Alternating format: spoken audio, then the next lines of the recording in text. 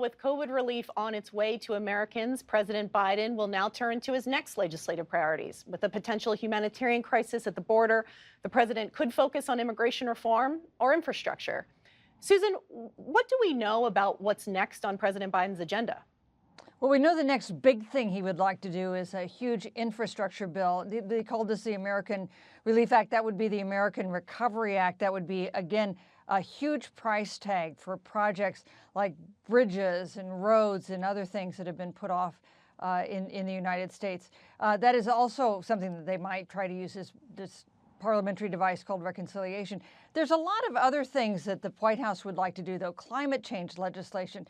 They also have things like the $15 an hour minimum wage that they are committed to pursue. So a big agenda. Immigration, though, I think has the potential to be quite troublesome for this administration because they're looking at the situation at the border with some concern. And you ask about Republicans, the risk for Republicans in opposing this popular bill, the COVID relief bill.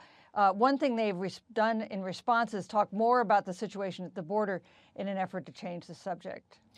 Eamon, do you see any paths forward with bipartisanship, or do you think that Democrats are looking at sort of a lonely road ahead in terms of trying to get legislation passed? Yeah, look, I don't see a lot of bipartisanship happening in Washington anytime soon. And the reason is because Democrats look at this and they say, hey, wait a second. We've got the House, we've got the Senate, we've got the White House. We won this election big time. We should be able to pass our agenda.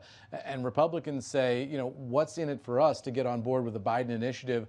And then he's going to hammer us over the head with it in the next election cycle. So I think you're just totally polarized, totally divided. And with the Senate at a 50-50 split, there really isn't a lot of hope for a Biden agenda if you're a Biden supporter beyond what they can get done through that process that Susan was talking about, a budget reconciliation where you can get down to a 50-vote margin. Because everything else in the Senate these days takes 60 votes with the filibuster, and they can't get there. The Democrats can't. So I hear a lot of liberals, particularly union people around town, really talking about this is the time where we need to break the filibuster and move everything to a 50-vote threshold, or at least a lot more to a 50-vote threshold. So far, though, President Biden is not there, and I think that's where you're going to see a potential split between liberals in the Democratic Party who want to go now that they have the opportunity, and the Biden administration, Senator Manchin and some others who say, wait a second, we can't just break the Senate like that.